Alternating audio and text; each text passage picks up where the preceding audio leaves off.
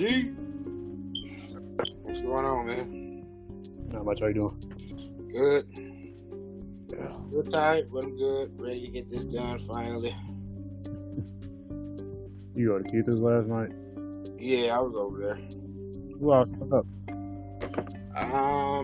Drew came over there, and just Robin and Drew.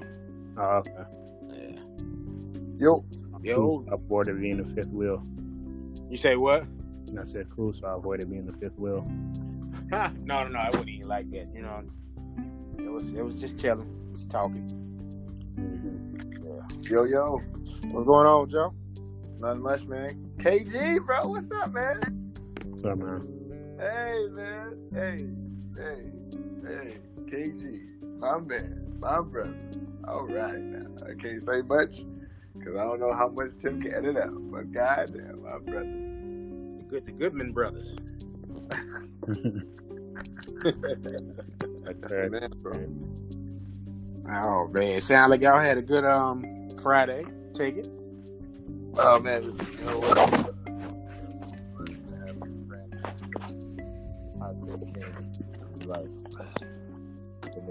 And indeed. All right, so let's go ahead and start the show, man. Welcome to the Chronicles of Old Man Logan. I am your host, Old Man Logan, along with Hot Take Kenny, aka Big Chain Kenny, aka Westside Kenny, just the man named Kenny, and Mr. Joe Willie, aka Joe Kravitz, aka yeah. Yeah, aka yeah. That's sometimes all you can do, So, all right, guys, y'all ready to go ahead and dive into this new pay-per-view that WWE is debuting tonight? WWE Stomping Grounds. Yeah, so I understand Seth Rollins isn't on the cover of this, but all right. Right. But before we get into Stomping Grounds, we didn't do Superstar Showdown. So is there anything from Superstar Showdown, recap-wise, y'all wanted to touch on before we go ahead and make our predictions for this new pay-per-view? It's going to sound bad. Honestly, I think, especially for Superstar Showdown, I only watched the matches I wanted to watch. And I didn't really watch the whole thing. And it's just because at this point, I feel like WWE is just not even trying anymore. They're just giving us pieces of things that they think that we might want to watch.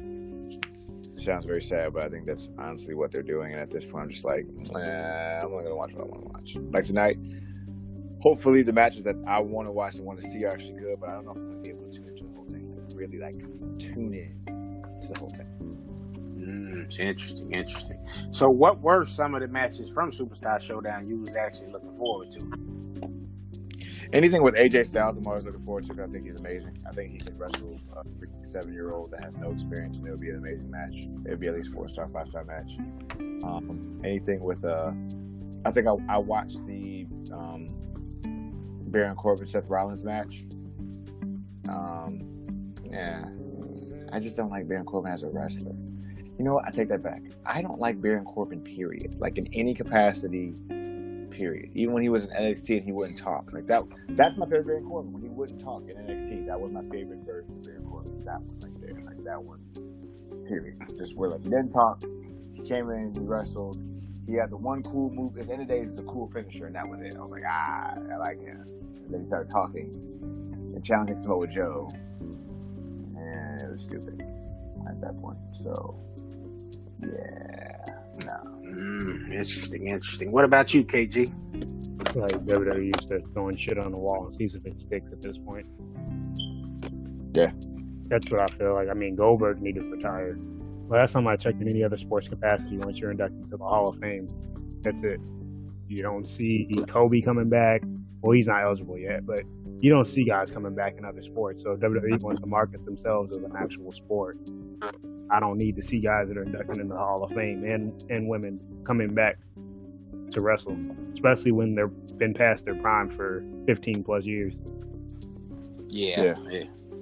I definitely agree on that. Goldberg is way past his prime. At this point, it's a risk to anybody that's in the ring with him, you know.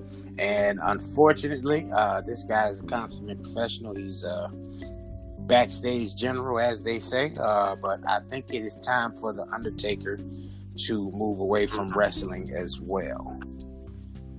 I could wholeheartedly agree with that. I feel like WrestleMania 33 was a perfect send-off for him. I don't think he should have been coming back after that at all in any capacity except to be inducted into the Hall of Fame.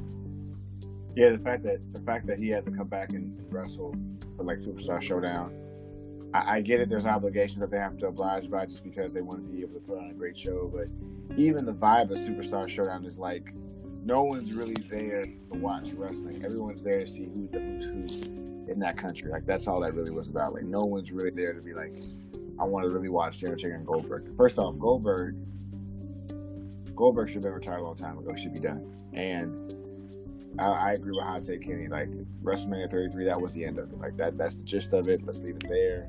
Let's put a pin in it at this point because the more they keep adding on different aspects of it, the worse it gets. I just feel like WWE isn't even trusting in their own talent at this point to be able to develop them, to be able to allow them to flourish, and to allow them to compete.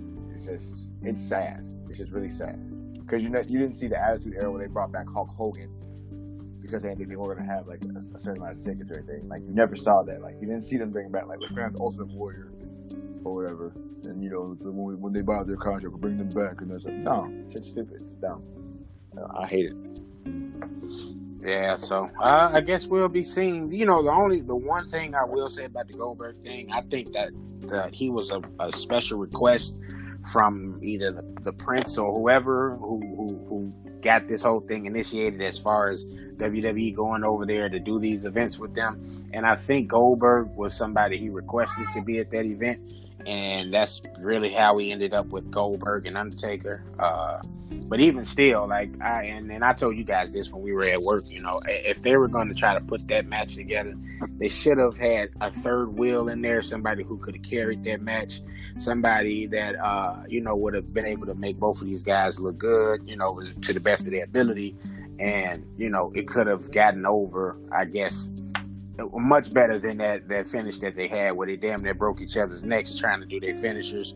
So, you know, I don't know. I mean, you could have put a Roman there. I know Roman's not high on everybody's list, but you could have put him there as opposed to doing that Roman Shane McMahon match.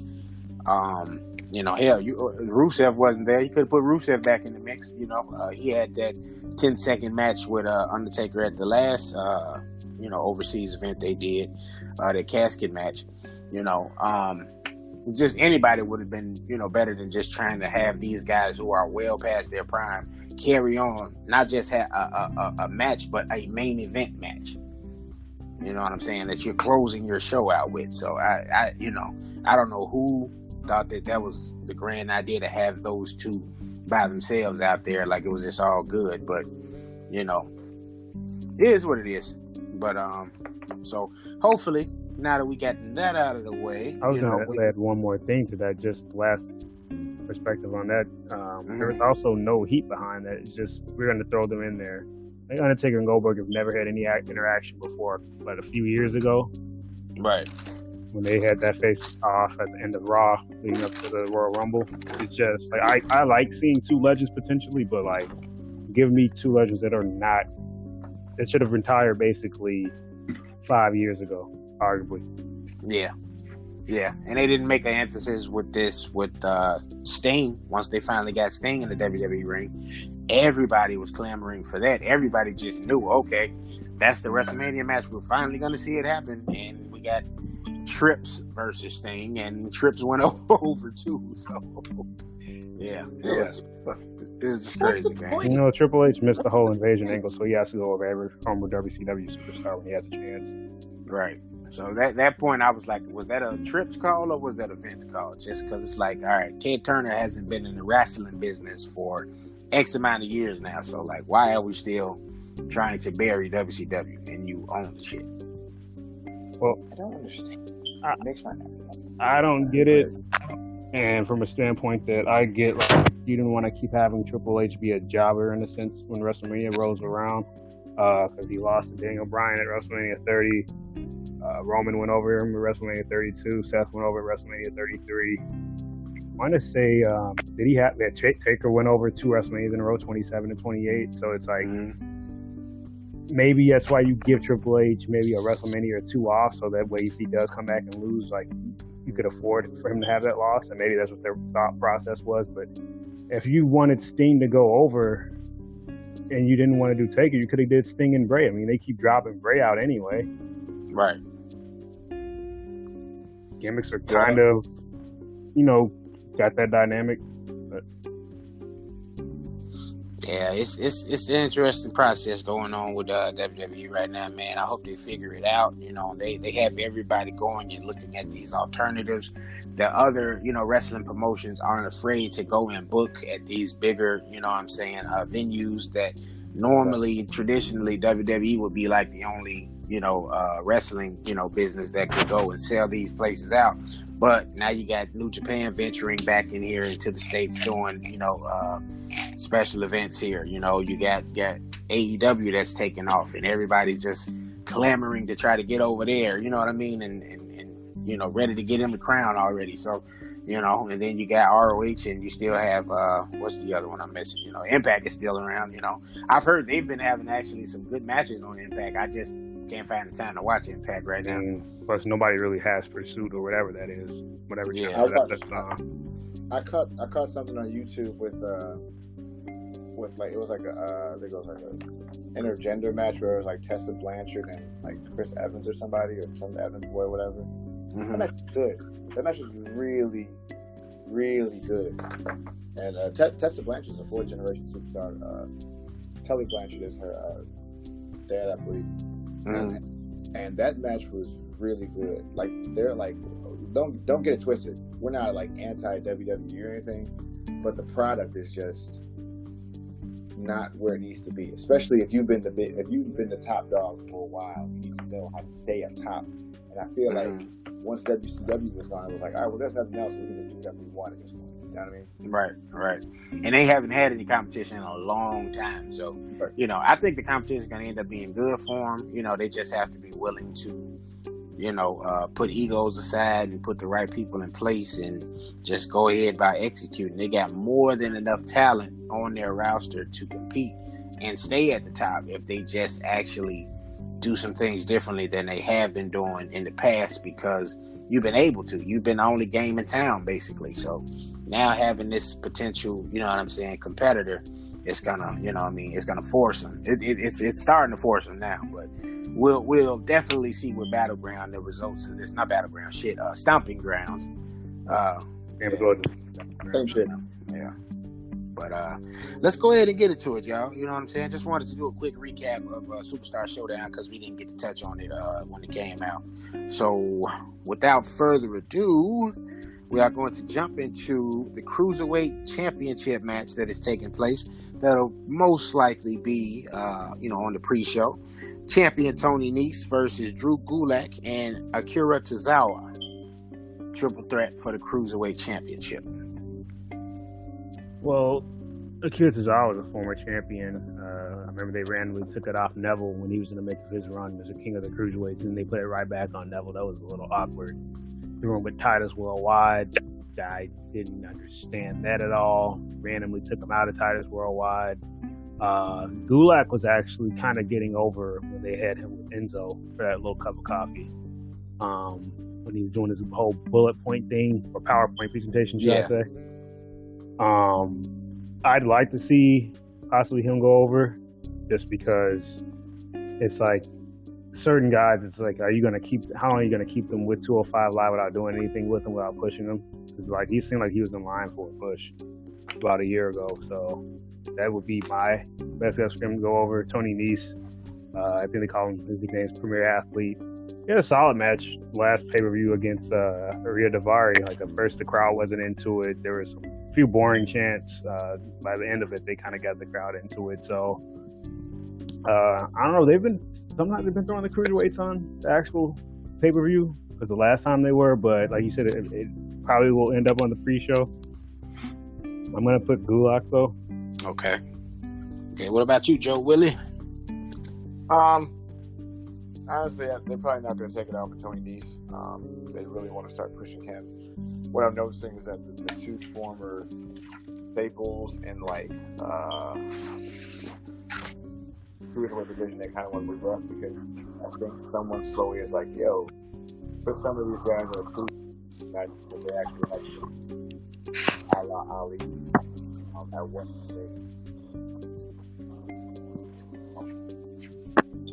You must be driving, sir, because you're kind of going in and out now. Oh no, I'm sorry. I'm sorry. I'm sorry. I'm trying to think of the cruiserweight champion that has the heart of the cruiserweight division, so to speak. Mm-hmm. Yeah, but I think at this point, I think at this point they're figuring out that utilizing these guys is really important, and I think Tony Nese is that next step guy. Gulak had a little rivalry in NXT for that with Kushida, which was actually decent. They had a really good submission match, which was actually pretty decent. So I'm going to go with, I think because they're utilizing him so much, I would like to go with Gulak, but I have a feeling that Tony's going to retain. So I'm going to go with Tony Nese at this point. Okay. I'm kind of with y'all on the Gulak thing. I think it's more entertaining when you got a heel that's champion and you have the face in pursuit of the title. Like Kenny said, he had, a lot of heat when he was running with Enzo. He was definitely on the come up at the time, and then that kind of just went away. I haven't really paid too much attention to 205 Live. I know they had got, what's my man name? Buddy Murphy, and he was champion for a bit, and that's who Tony Nese won it from. But yeah, man, I think they just kind of need to put that title on somebody. Tony Nese, he looks good, like you said, premier athlete, but nobody's talking about him. At least I don't hear about him, you know what I'm saying? So I don't really know if that experiment as him being champion is really working out, the way they probably was expecting it. But I think even if you keep Tony in the Cruiserweight Championship picture, having a strong heel that could draw heat and draw some attention. Drew Gulak is probably who you're gonna go with. Akira's been there before already, like Kenny said. He was champion before, right? Yeah. Yeah, he took it off Neville on an episode of Monday Night Raw, I think, and then they randomly dropped it right back to Neville on a pre-show at SummerSlam. Okay. So he might be a dark horse pick for something, to win, but I think Drew Gulak has this in the bag for Stomping Grounds. And another reason why I'm going to go with Gulak is because they moved Chad Gable to 205 Live. So yeah, I could see them having him be maybe a transitional champion to get Chad Gable the title, because it's like they have to do something with him. He's probably easily one of the most underrated wrestlers they have on the roster. Yeah, I agree, and that's. I was sitting here trying to remember who just went to 205 Live, and that would have been a good feud. That was going to bring some attention to the 205 brand, and it was Chad Gable. So yeah, I'm looking forward to that. And then who better than Drew to go back and forth with Chad? You know what I mean? Who is, as Stone Cold loves to say, a white meat babyface. So but this is where I would have loved to have still seen Ced Alexander and Buddy Murphy still down there with a Chad Gable and with everybody else that we just mentioned in this triple threat, where it could have just been all right, these guys will really get this going if you get rid of that damn purple belt and give them some promo. Right. Right. Like an actual push for them, just because Ced Alexander is an athlete who can really wrestle, and so can Buddy Murphy. People forget, Buddy Murphy was with what's his name in NXT or whatever, Murphy and Blake the tag, and they had a hell of a match with the Vaudevillains. You know what I mean? He's a great wrestler or whatever, and then you add Gulak, and you can put anybody in the next. Honestly, even Leo Rush at one point had a good match with all three of those guys. So all that said, move the belt out of the way, put it a legit belt, and let's see what happens. United States Championship, Intercontinental Championship. Get these guys decent promos, give them a little heat or whatever. Add a really badass heel. Oh man, now we work with grease, as they like to speak. You know what I'm saying? Yeah. Or, you know what I'm saying? All right. So there we have it. That is the Cruiserweight Championship match. Let's move on to the New Day versus Kevin Owens and Sami Zayn.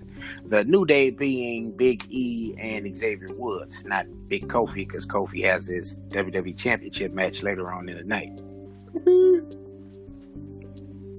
Well, since they're using this whole wild card rule thing, you could get some momentum going by having KO and Sammy go over, and then potentially having them go after one set of the tag titles, whether it be Raw or SmackDown. New Day as a tag team, can't go wrong either way having them go over, because it's like they've done almost everything there is to do as a tag team. The longest reigning tag team champions of all time. I believe they're 5-time champions. Yes. It should. I'm guessing they might throw this one on the pre-show though, because I don't know if you're going to have 2 tag team matches on the main card with one of them being a non-title match. Right. They could do that though, but then again, because of the popularity these guys and KO and Sammy have been positioned as 2 of the top heels. Mm-hmm. You could also have this on the card, and maybe the SmackDown tag team titles, which I know we'll get into later. Maybe that's the pre-show, just because of who the challengers are. Right. Mm-hmm. I'm gonna go with KO and Sammy though, because like I said, even though Big E's coming back from an injury and usually try to protect guys, take loss, you could always have Xavier take that pinfall loss. And like I said, I would like to see them build some momentum with KO and Sammy, because otherwise, it kind of defeats the purpose of turning Sammy heel, because they didn't touch the titles that first time before both of them got injured last year. I think I totally agree with KG. I would, and I honestly not no shade against New Day. I would like to see KO and Sammy go over. First off, KO is one of my favorite wrestlers in WWE. I love that guy. Secondly, I think it does build their momentum to get to the actual titles, and them being positioned as Hot Take said, as the top heels. That's the best route for them. I don't think it benefits New Day in any shape, fashion, or form to go over at all, because they're already over. They're hot. You can put them against anybody, and unless you're building a story where there's going to be like an epic heel turn by one of those guys, at this point, it might as well just be KO and Sammy go over. All right, I'm in total agreement with you guys about this in terms of KO and Sammy going over in this particular match. New Day doesn't really lose any steam. This only helps to continue to propel that feud, and maybe it could become a championship, title, match down the line. I don't know if they got any plans to take the SmackDown titles off of Daniel Bryan and Rowan right now. So maybe, like Kenny said, with the wild card rule, you can see KO and Sammy maybe challenge the Revival for the Raw titles. And, even though, nothing against the Revivals, but KO and Sammy is going to bring a lot more visibility to the Raw tag team titles. And I just looked on the card, and they're no way to be found. They're not even having a match tonight. So, that being said, I think, landslide, all of us have said it, with KO and Sami Zayn, they've definitely been on fire. And even if you want to have some kind of chicanery resulting in them getting the W, maybe have Dolph run in and super kick one of the guys, helping, to try to see if he can get some help, in his match later on in the night. Something along those lines, just to keep it stirring and keep the feuds interesting that's in place right now, because I do think the Dolph feud with Kofi is the way to go right now. And I do think KO and Sammy with Xavier Woods and Big E, that's the way to go. And the best way to utilize them as well right now, too. Yeah. Yeah, I agree with you at that point. And especially with like the Dolph Ziggler and KO thing. God, I just his time is out. That's so done with. Never mind, I guess the next match I can't even deal with it anymore.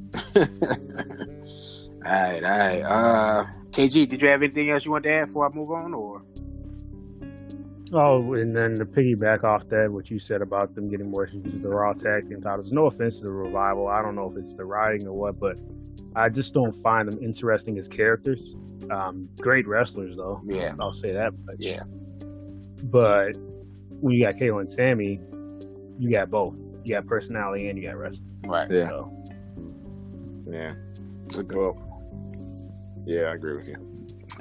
All righty. Speaking of the SmackDown Tag Team Championships, our SmackDown champions, Daniel Bryan and Rowan, are going to be facing Heavy Machinery. Not even close. see, here's the problem with the brand split and having two sets of tag team champions. These guys are basically a comedy act. Nothing wrong with comedy acts, but you can't hotshot the titles into a comedy act as soon as they debut on the main roster. It's just not good for the division. It's not good for ratings, I would think, because, I mean, you haven't even had the tag team champions featured at times on both shows. You definitely don't want to put it on an act where guys aren't even going to really know them. Like, at least we know Daniel Bryan. The casual fan knows Daniel Bryan. Even though he's a heel, they know him from the Yes Movement, which kind of got popular in other sports. In baseball, they were doing it in hockey. I believe they even had it at a college basketball game. I saw someone miss the free throw. People were doing the Yes chant during Daniel Bryan's height of his popularity. If Rowan, you have that enforcer, you have that dynamic of like that Shawn and Diesel thing. It's just right now that makes the most sense to keep the titles on them because they had just got them anyway. And then like you could potentially have even though we were talking about New Day not winning the title again, about the wild card rules. So, you can see KO and Sammy feud with somebody on Raw, maybe the Usos, and get a triple threat with the Usos or Revival, KO and Sammy on SmackDown. Into the spectrum, you could get the New Day, and that being Big E and Xavier versus Bryan and Rowan. So that's potential for that feud right there if you have Bryan and Rowan go over. Yeah, agreed. I really don't have a dog in this fight, to be honest with you. Like, I like Heavy Machinery, but I don't see them going over on DB and Rowan. I just don't see it. Doesn't make any sense. Where's Luke Harper? Guys? That's my question to this match. Where's Luke Harper? He's at home washing that shirt. I have no dog in this fight. Just go DB and Eric Rowan. Matter of fact, that shirt and jeans they've been clean for some months now. And I know, sweet Lord. They're just sitting there in the bag waiting to get that call to come in and do some taping somewhere. Possibly in AEW. We'll see. But back to the SmackDown Tag Team Championships. Honestly, I know Heavy Machinery was pretty popular in NXT. You haven't really built them to be serious competitors. Like Kenny said, they're a comedy act. Basically, you got Homeboy, the Chunky Cat. I don't know which one it is, but he's doing the worm, which is cool. I have no problem with that. But you haven't really gave them the visibility or ridden them, well enough leading up to Stomping Grounds for us to really care about. Oh, these guys are having a tag team title match at this pay-per-view. Back in the day, it would have been, even if it was a slow build, you still would have got a build where you would have got some singles matches between the guys. You would have got maybe some 6-man tag matches, something leading up to it, somebody running in on the other guy's match, any of this kind of stuff to make the feud interesting and make you care about this match. This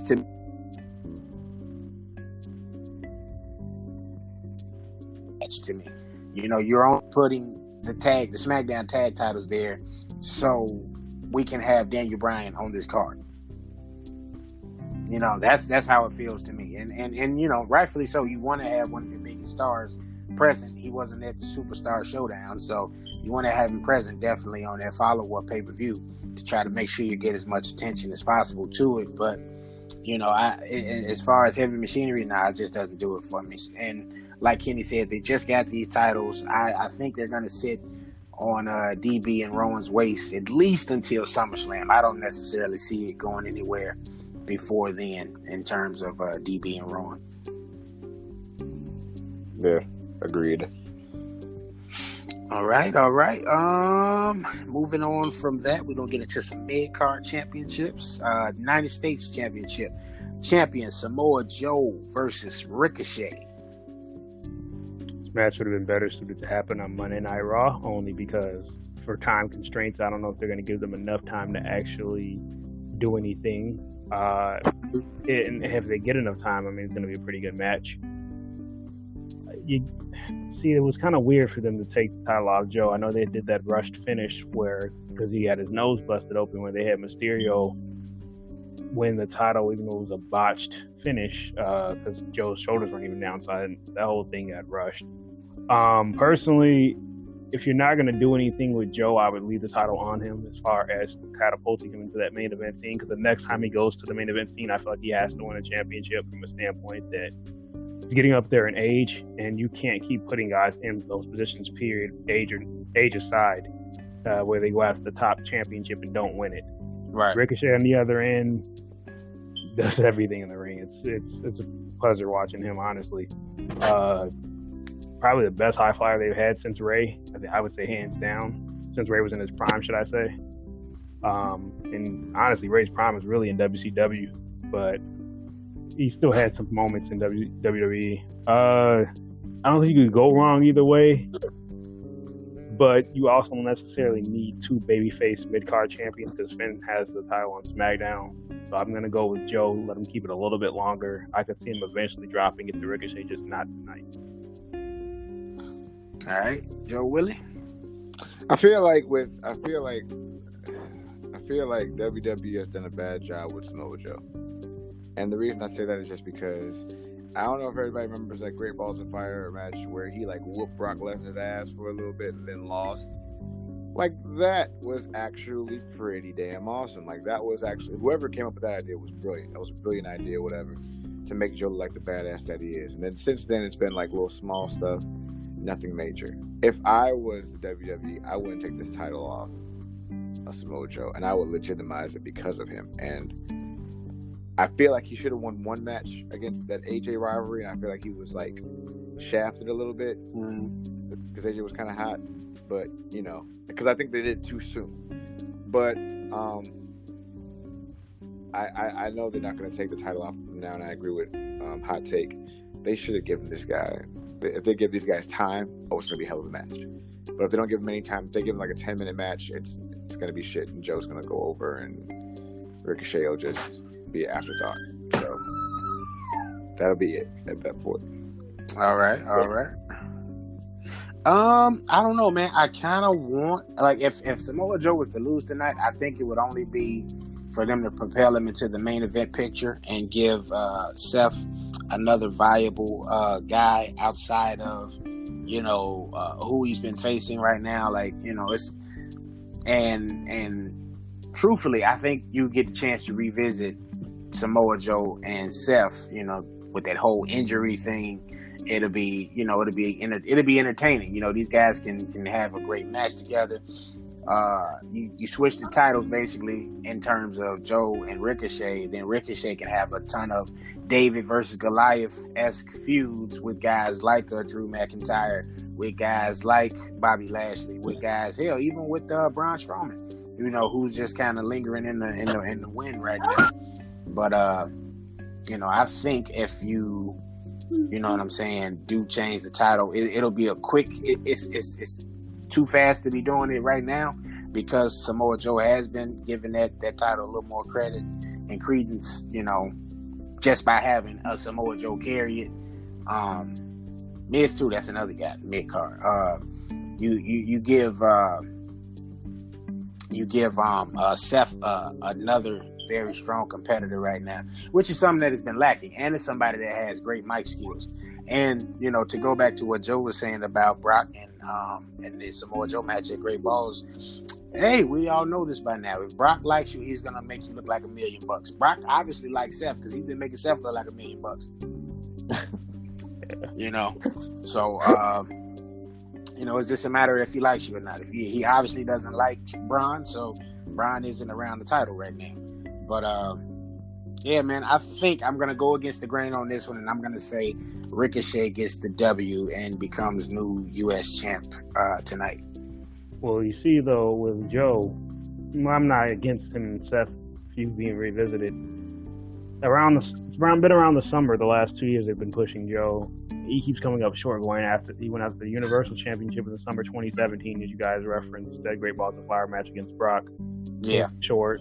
He's in the Fatal 4-Way with Braun and Roman and Brock, and came up short. And then last year he came up short in the feud against AJ. So it's like, I think the next time you push Joe, you have to get the title on him. But I feel like, and I'll get into the reason why later, that's not the route I go, just because you can't keep having him go up short. But we'll revisit why I say that when you go to the big non-title match feud that's on the card. It's the biggest one, should I say?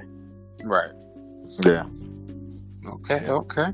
So there you have it on the U.S. title match tonight. Let's switch gears for a second, get to the ladies, and start with the SmackDown Women's Championship. Bayley, who's the champion, versus Alexa Bliss. Bayley, because it's been too many times Alexa Bliss Sorry, edit that one out. Alexa Bliss has gotten pushed. She's a good talker, don't get me wrong, but Bayley needs a legitimate run for the standpoint that she didn't get one the first time. I mean, granted, everybody's not going to have these epic long title reigns, but at the same time, it's one of those things where it's like, how many times can you push that same person? And Alexa and Charlotte combined have won almost 15 women's championships. It's too much. So Bayley hopefully goes over, and you could kind of experiment there with potential feuds. You got potentially Mandy Rose, you got Sonya. You could even, I don't think they do this, you could even turn Ember Moon heel. So you got possibilities on SmackDown if you leave that title on Bayley.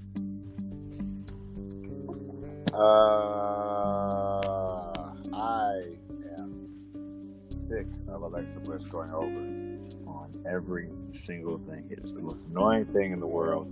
I don't understand it. I don't get it. It makes no sense to me whatsoever. First off, when Bayley was like hot on the main roster, she lost it. Was it to Alexa Bliss when she lost it? Yeah, she lost it in her hometown. Mm-hmm. In her hometown to Alexa Bliss. WWE.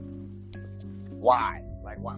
And then there was like no squash match, no rematch or anything. It was just like, I don't understand the premise here, what we're doing anymore as a company. Like, why, sweet God? This is terrible. No, I swear to you, if Alexa Bliss goes over, I'm flipped. I'm gonna lose it. I'm not gonna be happy. I'm not gonna be okay. I'm probably burning every WWE shirt I have. I promise you, I am. It's just not okay. It's not okay. This has to stop now, immediately. Bayley's been on a great run, man. I honestly wasn't big into the whole hugger thing. Like, I thought that was just a generic 80s-esque gimmick. You know what I mean? It's like, it's cool that, okay, you want her to be like this lovable girl or whatever, but I thought that was going to get old real quick. And for me, it did. Nothing against Bayley. I just think it was one of those things where it kind of made her the Mick Foley of the Four Horsewomen, at least to me.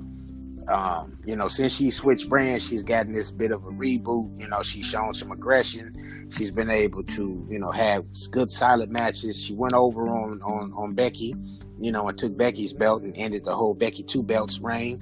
I definitely want to see Bayley carry this thing. If you were going to take the title on, the time would be SummerSlam. In my opinion, you could probably have some type of a surprise happen. Maybe that's when we'll see a one purple-haired girl return and turn on Bayley, and they could have a great feud back and forth like they did down in NXT. But yeah, man, as far as this match, Alexa she's just one of those placeholders. I think, she has the look that Vince loves, apparently. We got Lacey up there right now who, apparently fits the mold as well of what Vince likes. So this is why she constantly gets the push that she gets. But I think tonight Bayley has some good luck and Bayley retains. And we go on from Alexa, and she can keep sipping coffee at the, top of the ramp. Just be blonde and busty, you'll get pushed. Right. Right. You could be super green. You don't even have to, be, ready.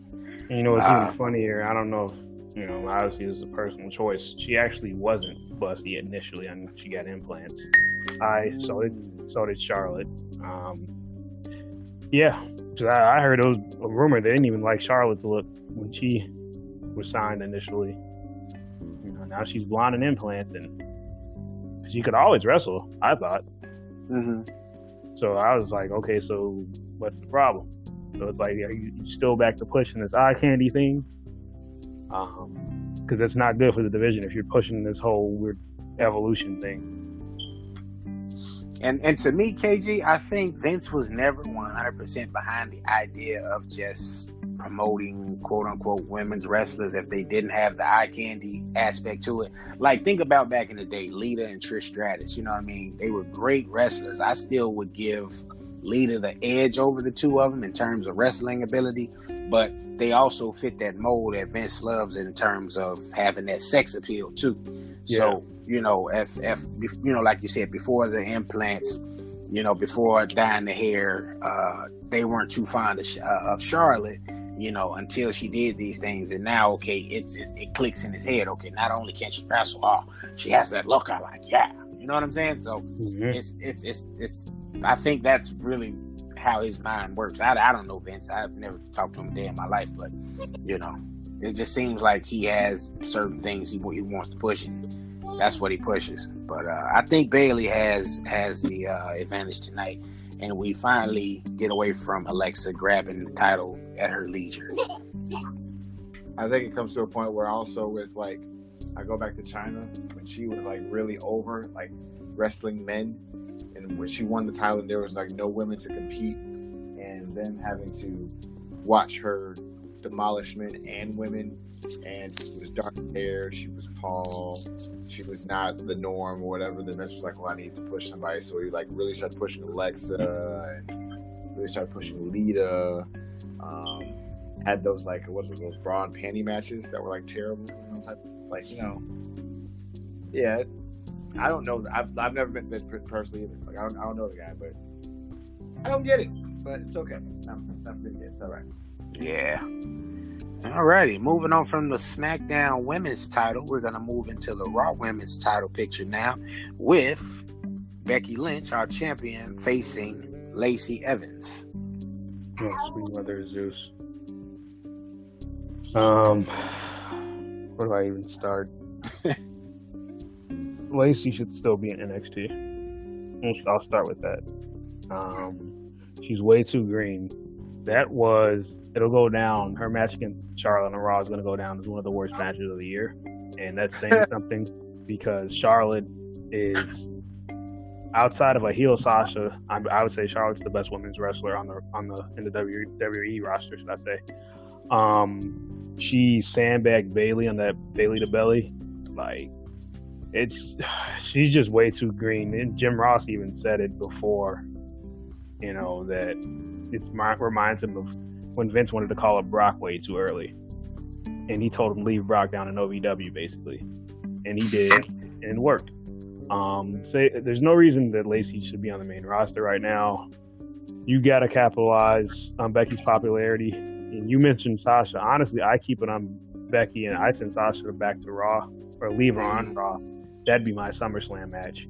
You'd potentially have the main event if you get a heel Sasha in there, and make Becky more tweenerish. Give her a little bit of her edge back. It seems like she at times panders to the crowd, not terribly, but at times she does. But so I'd be going with Becky. I hope, fingers crossed, she goes over. Alrighty. Did Joe give his pick? No. For what? We just said this is the Becky versus Lacey match. Becky versus Lacey? Yeah. Yep. I want Becky, obviously. I don't want Lacey to win. Lacey's terrible. Good day. Next subject. All right, man. I do think Lacey has a good look. I do think with time to develop, she can become, one of the women wrestlers that everybody will like. I like her finisher. I just, as Jim Ross said, and Jim Ross has been around wrestling forever, it's just blatantly obvious, Lacey shouldn't be in this particular role just yet. So yeah, man, I think, we can end this one quick, and it's all unanimous, Becky Lynch. But I wouldn't be surprised if we see some kind of chicanery here where, even if it was just for, to the next pay-per-view, we see maybe Lacey somehow, some way, with some kind of interference, become women's champ. Well, I wouldn't be shocked if that happened. I don't want it to happen. But yeah, I'm not going to sit here and say there's no way I see Lacey winning. It's just, to me, it's more beneficial to have Becky go over, because I don't really see how you bring Sasha back as a babyface with all the stuff that's going on. Right. So if Lacey goes over, who's really left on Raw? You don't want to put Natalya back in that spot. Right. I'm just going down the rosters. Even though they introduced that wild card rule, you have possibilities there, since technically Alexa Bliss is a member of Raw challenging for a SmackDown championship.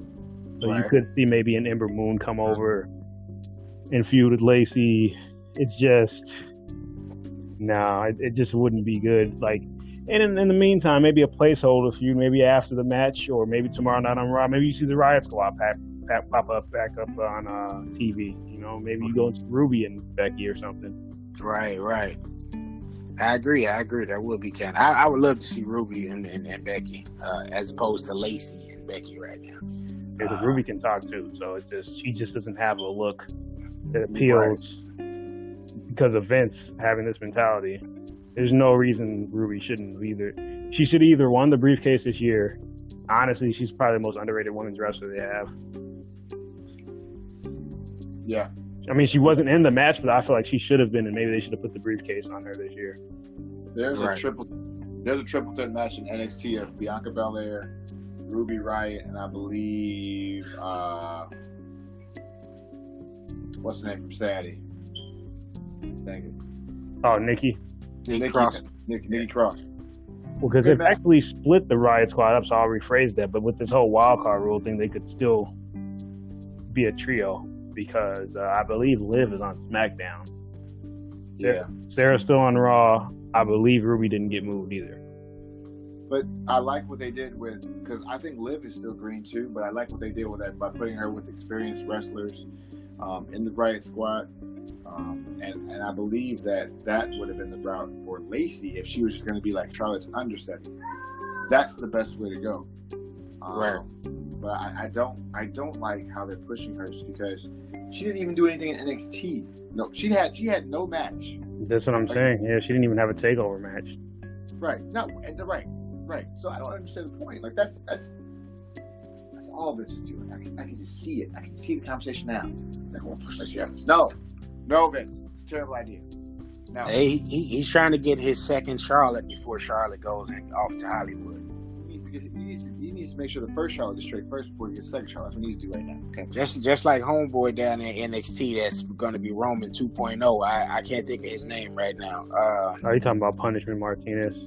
Yeah. But they rebranded him. They rebranded him as something else, though.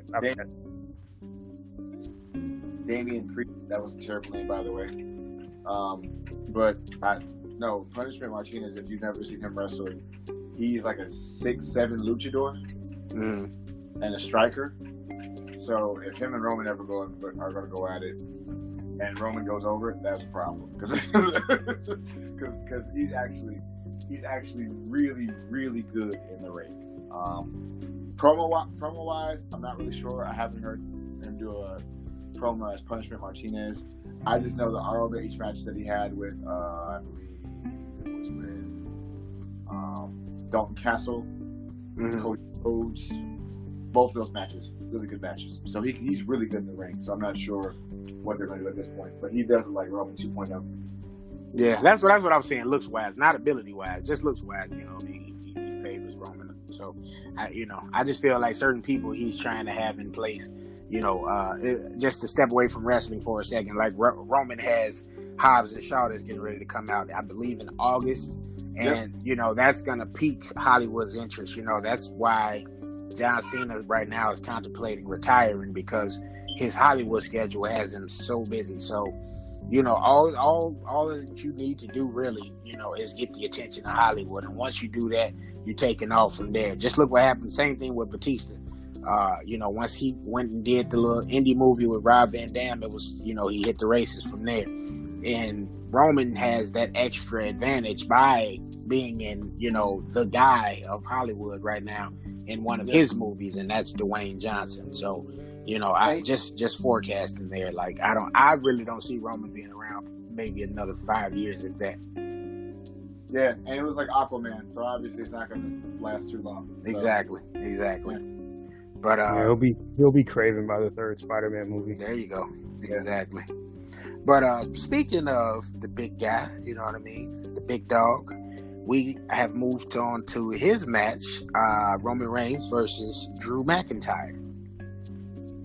Drew. And I'll say that because it goes back to what I was getting at with Samoa Joe. I'm thinking Seth drops the Universal Championship to him eventually. It's time to push Drew. He does everything you need a heel to do. He can cut his own promos. That's why it's so frustrating seeing him being put in this enforcer role with Shane McMahon, being underutilized doing that. Yeah. Amazing in the ring. He developed himself into looking like a beast because, you know, you forgot how tall this guy was until he comes back towering over everybody. And I don't know if it's because he wasn't in the same shape he's in now. He had like more of an edge type thing where he was just like more lanky. Yeah. The last time, but I mean, the dude has everything. He has a look, he can cut the promos, has amazing matches with almost like any type of style you put him with in terms of his opponent. So I'm going Drew only because I'm not saying it's going to be clean, because they've been affiliating him with Shane and Elias, so you could see some type of outside interference again to cost Roman, or an outlier could pop up. Maybe Roman's next feud is against Andrade, for Extreme Rules. That would be that's brilliant. Good stuff. I like that. I like that. That was interesting. I like that. Is that a hot take? I'd like to see that. I mean, because I think Andrade's going to get the IC belt, but I think that's going to be safe for SummerSlam. Maybe you do him and Finn straight out, or you throw Roman in there. Maybe it's a triple threat. I like that feud. I enjoy that feud immensely. Okay, I'm sorry. It's going to be, it'll probably be Drew, because they want to probably be able to build Roman up again. But honestly, it's to the point where, like, Drew... He came into WWE young and pudgy and then left and went indie, and then all of a sudden he is, like, for lack of a better word, stacked, super pause. Because it's like, bruh, like, he's a different person. Like Drew, the Drew McIntyre that was there in the first place, oh my God, no. This guy now, please. No one wants to see him in a dark alley anywhere.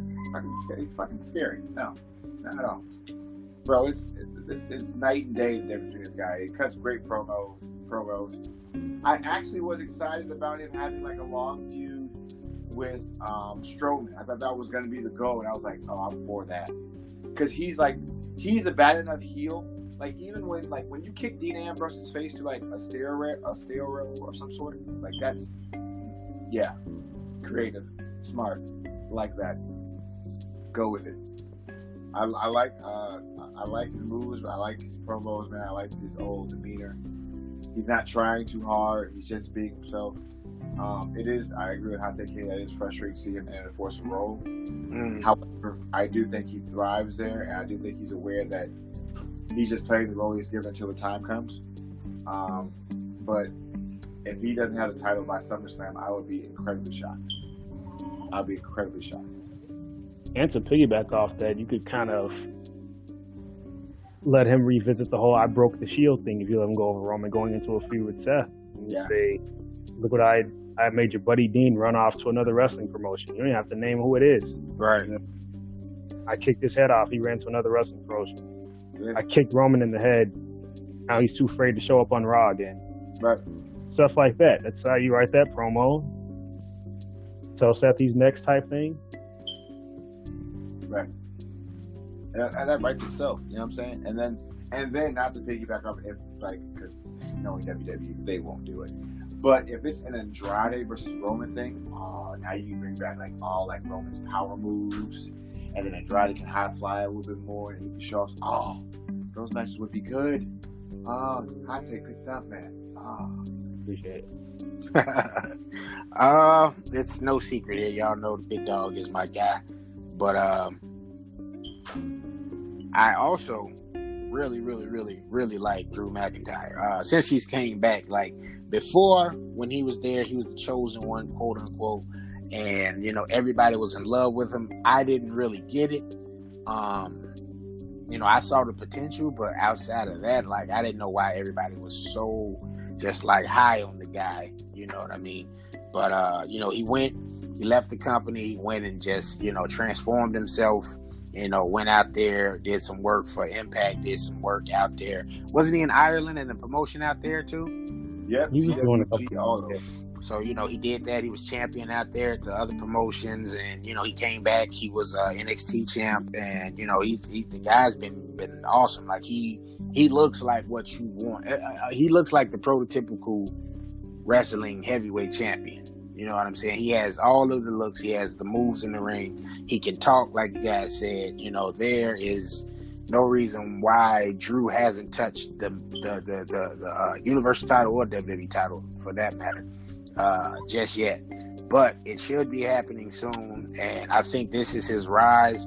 You got the feud right there with Shane. You know, some type of chicanery if you have it that way, or if you have it just be a clean finish where Drew wins without any assistance from anybody.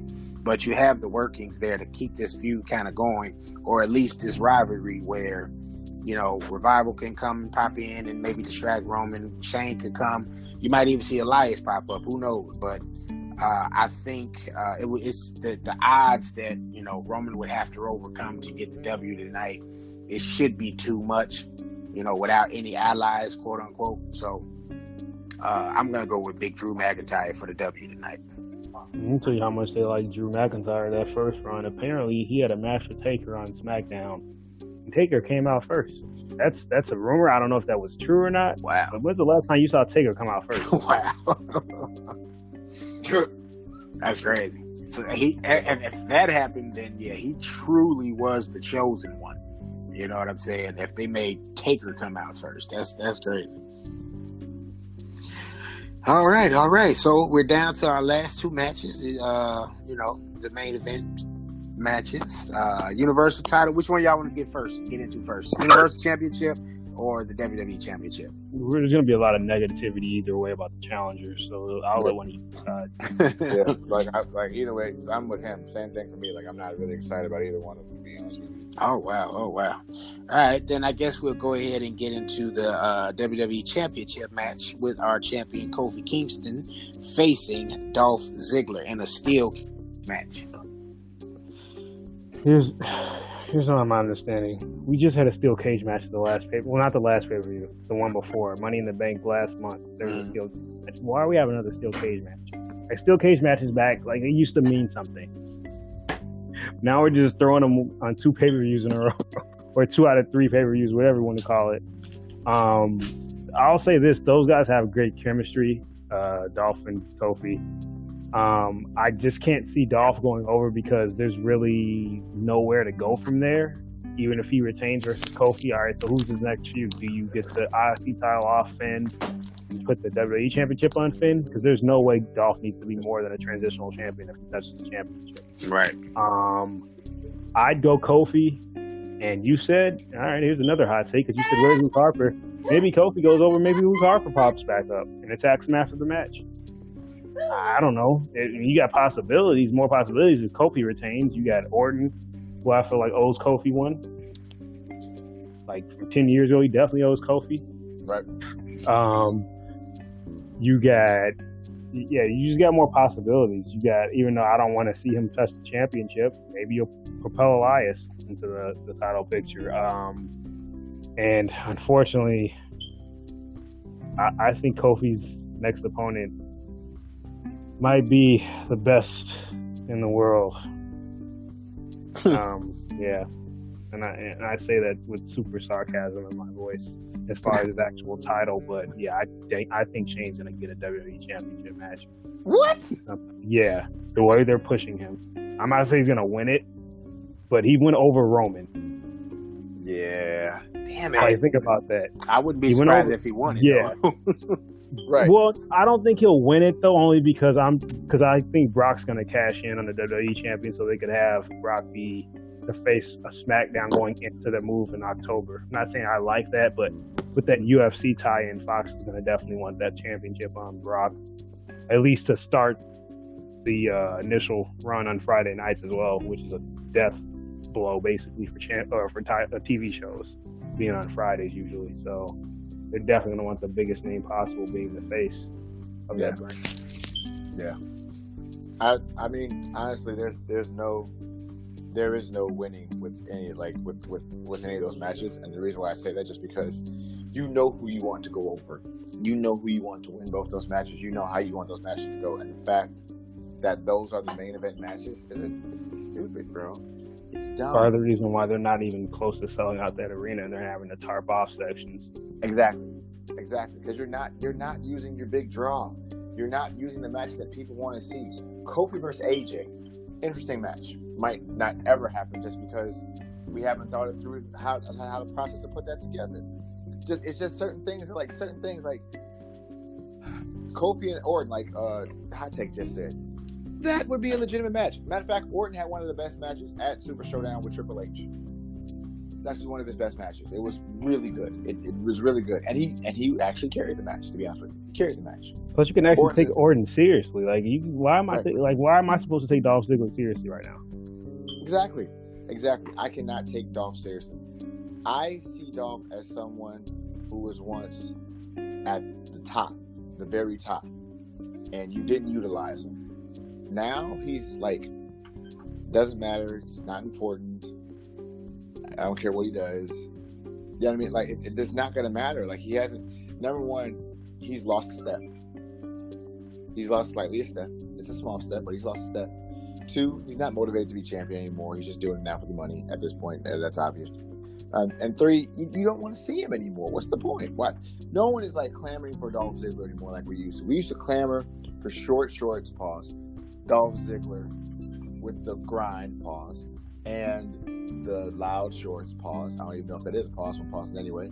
Because that was what was sold. It was dope. It was good. It was a good setup. We cheered for him because he was an underdog. But now he's not that no more. He's not the underdog. You've been there for years, bro. You touched the title twice. You've been an IC champion multiple times. Tag champion multiple times, bro. US champ a couple times. Yeah, bro. You were in the same time Cena was there, bro. We're done with you, bro. We're good. Thank you, though. Thank you. If he disappeared for like 2 years and came back, it's something crazy. Awesome.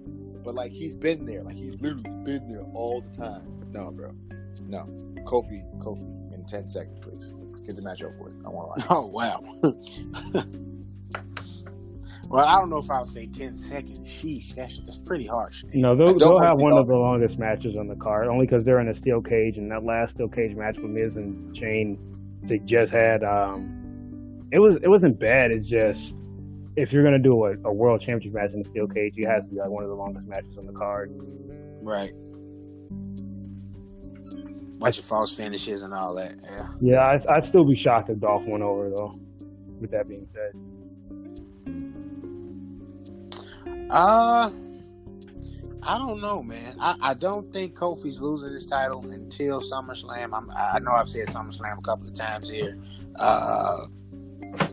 but maybe.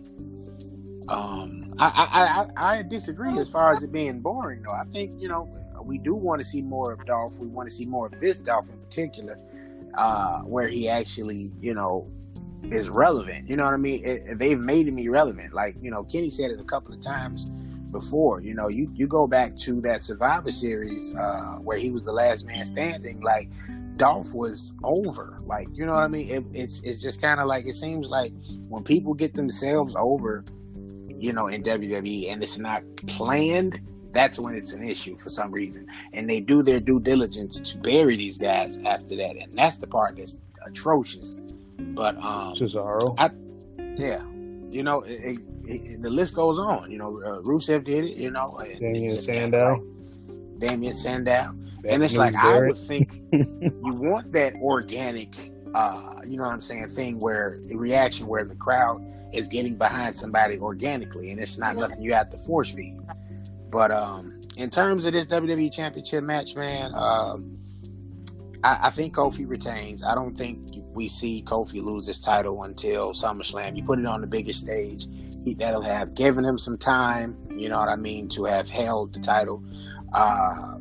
I was just sitting here thinking while y'all was talking, though, man. Like, have they said what show Bray Wyatt is supposed to appear on? Like, what show he's supposed to? They've been airing the vignettes or those little segments, the Firefly Funhouse on both brands, but I believe he's still technically a member of Raw, and they have hinted that it's basically just going to be a darker version of his character. If you saw the way the last one ended, it looks like it's a whole Joker thing going on. But with this wild card rule, I mean, you could see him go after the WWE Championship. Like I said, I don't necessarily know what's going to happen as far as for sure who his next feud would be against if Kofi retains. But I feel like you can't put Bray in that position and keep having him job out, because the last time they did it wrong, you know, they put the title on him in the Elimination Chamber. And you have Orton go over at WrestleMania. And like, that was kind of the option. You probably should have had Bray win the Rumble and gave him an actual decent run. I'm guessing he's going to be on Raw, though, to answer your question. I believe he's still listed in the Raw roster. Yeah, I mean, I think Bray deserves. I think Bray is. They screwed up with Bray too, because Bray was white hot. Like that Shield match versus the Wyatt family match. That match wasn't even the main event, but that was one of the best matches of that night, just because people really were clamoring to see it. And they gave it to him. I go one step further and say it was one of the best matches in WWE of the year, outside of Daniel Bryan and Triple H at WrestleMania 30. Yeah, that was one of the best matches, because it was all 6 of those guys put on a damn show. It was good. I still watch that match over and over again because it was a good match. What I don't of them too. They had one back in the day when main event, when people used to actually watch it, and used to come on, I think like Ion TV or something. They had a Shield. It was like that was the only time the Shield went over. Then they had one on Raw in Chicago. Yep. When Seth walked out on the Shield because he got tired of Roman and Dean arguing. But yeah, no, all those matches. All those were good. And I feel like Bray should have touched a couple times before he even touched this one. But like Luke Harper touched the IC title a couple times. Rowan has touched both tag titles now, apparently. But I just feel like and even when they were like tag team with the Usos, like I feel like now this is Bray's time. Do not slander or ruin this by putting him with like someone who's like not even worthy. Like don't have all these vignettes and then Bray wins the IC title. Come on, bro. Don't do that. That's stupid. No. Make a legitimate match. Even if it's like, for example, what if you do what if you have Seth versus whoever SummerSlam. What's his name? Brock cashes in.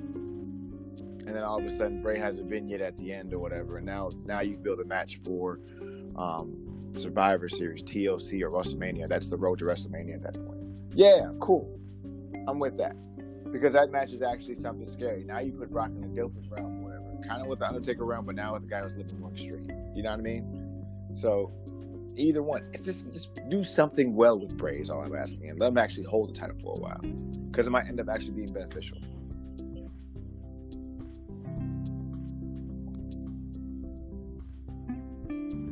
Guys? I'm still here. Oh, okay. Do we lose Tim? Tim, you there? Tim? We lost Tim. We've lost him. Yeah. I'm gonna go and say that his pick was supposed to be towards. Yeah. We'll go with that. Say his pick was supposed to be Kofi in the first place, because I think that's probably who was supposed to be. And I guess I'm gonna have to go from there. Then we got the main event: Seth versus Baron. I'll let you start that off. I think I hate Baron Corbin, as I've stated earlier, so there's no point in doing this at all. So Let's just go with Seth and call it a wild draw and hope that Brock doesn't cash in. Well, I don't think Brock's going to end up cashing in on Seth just because it kind of go back to status quo. Yeah. If he does cash in, he's already touched that Universal Championship for however many months his first run. I believe he kept it for about a year and a half. Not a year and a half, about a year. Well, almost a year and a half. Yeah, a year and 4 months. Yeah.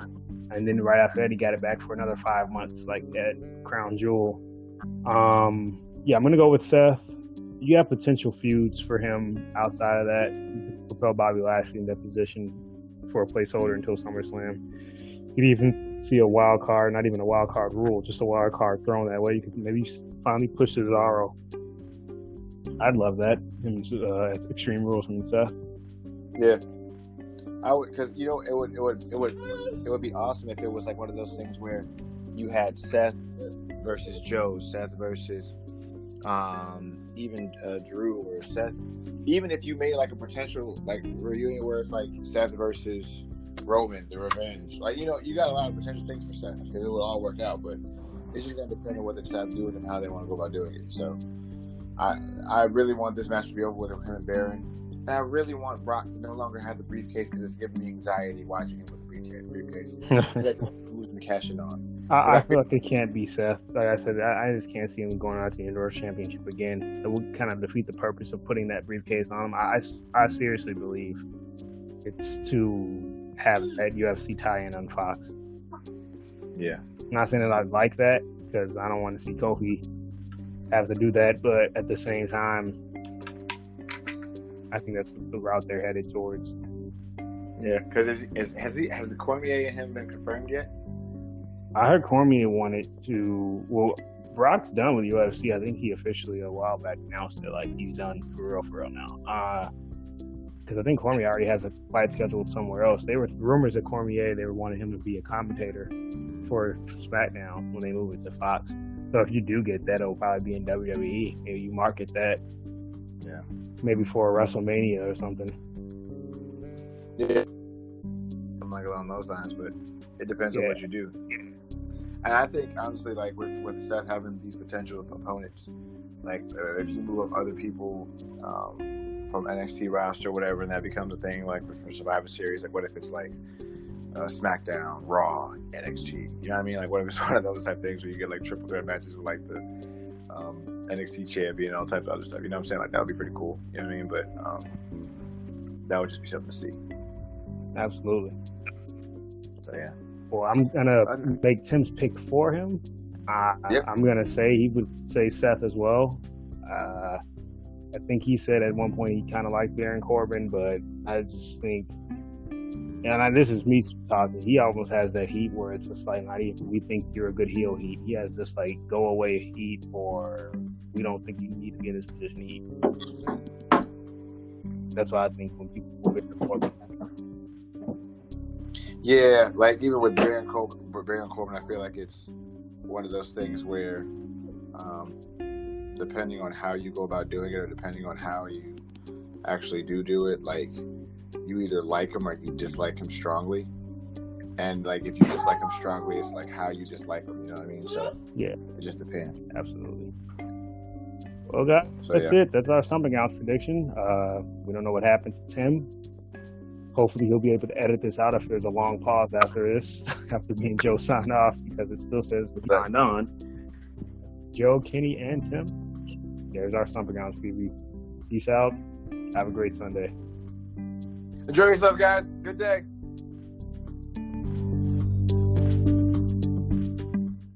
The podcast you just heard was made using Anchor. Ever thought about making your own podcast? Anchor makes it really easy for anyone to get started. It's a one-stop shop for recording, hosting, and distributing podcasts. Best of all, it's 100% free. Sign up now at anchor.fm/new. That's anchor.fm/new to get started.